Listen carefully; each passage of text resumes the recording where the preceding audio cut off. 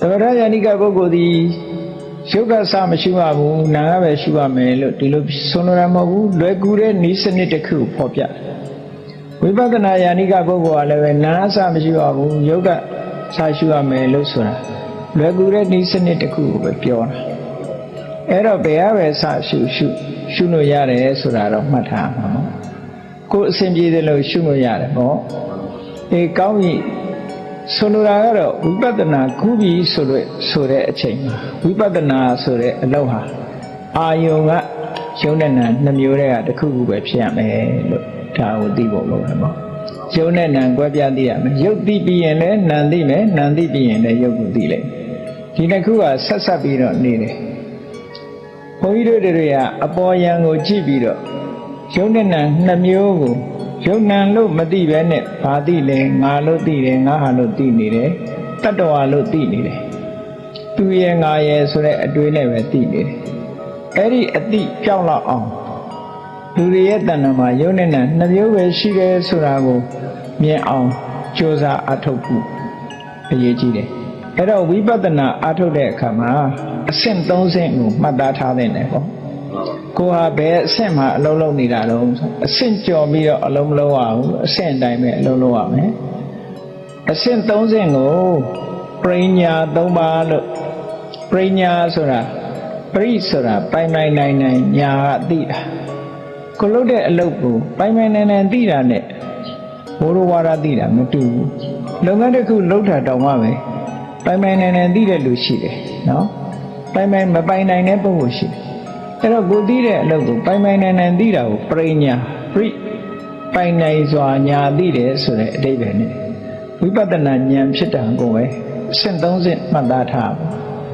နံပါတ်၁ကညာတပရိညာလို့ခေါ်တယ်ညာတဆိုတာသိရမယ့်အာယုံလို့ပြောတယ်ဝိပဿနာကျင့်စဉ်ကိုကျင့်လို့ရှိရင်ဝိပဿနာရဲ့အာယုံအဖြစ်သိရမယ့်ဟာကိုအရင်တွေ့အောင်ရှာတွေ့အောင်လုပ်ရတွေ့အောင်အဲ့ဒါကိုကြည့်ရအဲ့ဒီညာတဆိုတဲ့နေရာဒီနေရာမှာဘာဟာညာတလဲသိရမယ့်ဟာဘာလဲလို့ဆိုရင်ယုံနဲ့နာတတ္တဝါလို့ဆိုတဲ့အာယုံဟာသိရမယ့်အာယုံမဟုတ်ဘူးတကယ်သိရမယ့်အာယုံကယုံနဲ့နာနှမျိုးပဲဆိုတာရုပ်ကိုတွေ့အောင်ရှာနိုင်ရမယ်နာမ်ကိုတွေ့အောင်ရှာနေရအဲ့ဒီသိရမယ့်ဟာတွေကိုသိအဲ့ဒီလိုသိတဲ့အခါမှာဘယ်ရှုထောင့်ကသိတယ်လဲလို့ဆိုလို့ရှိရင်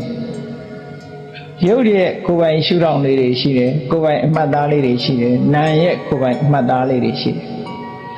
သဘာဝတရားလေးတွေရဲ့မတူညီတဲ့အမှတ်သားလေးတွေရှိတယ်သူကပဲရုပ်ဆိုလို့ရှိရင်အေးနဲ့တွေ့ရင်တစ်မျိုးပြောင်းသွားတယ်အပူနဲ့တွေ့ရင်တစ်မျိုးပြောင်းသွားတယ်အဲ့ဒါလို့ထင်းထင်းရှားရှားပြောင်းလဲဖောက်ပြန်တတ်တဲ့သဘောလေးကရုပ်တရားပဲနာမ်ဆိုတာကတော့အာယုံလေးတစ်ခုပေါ်မှာညွတ်ပြီးတော့ဥလှဲ့သွားတဲ့သဘောလေးဥလှဲ့သွားတဲ့သဘောဆိုတာကြည့်ကိုယ့်အကိုနေရင်ကနေပြီးတော့အတန်လေးကြားလိုက်လို့ရှိရင်အတန်ဘက်ကိုစိတ်ရောက်သွားတာဒါဥလှဲ့တဲ့သဘောပဲပေါ့မြင်လိုက်ရင်လည်းမြင်တဲ့ဘက်ကိုဥလှဲ့သွားတယ်အနံ့ရရင်လည်းနံ့ရတဲ့ဘက်ကိုဥလှဲ့သွားတယ်ဟောဒါဥလှဲ့သွားတဲ့သဘောလေးအဲ့ဒါနာမ်ရဲ့သဘောလက္ခဏာလေးပဲအဲ့ဒါလို့ဒါကိုစာလို့ပြောတော့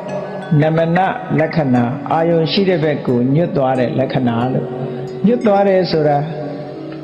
ဥလဲ့တာပြောတာအဲ့ဒီအာယုံဘက်ကိုဥလဲ့သွားအဲ့ဒါလို့သဘာဝတရားကိုယ်ပိုင်သဘာဝတရားလေးတွေကိုနဲ့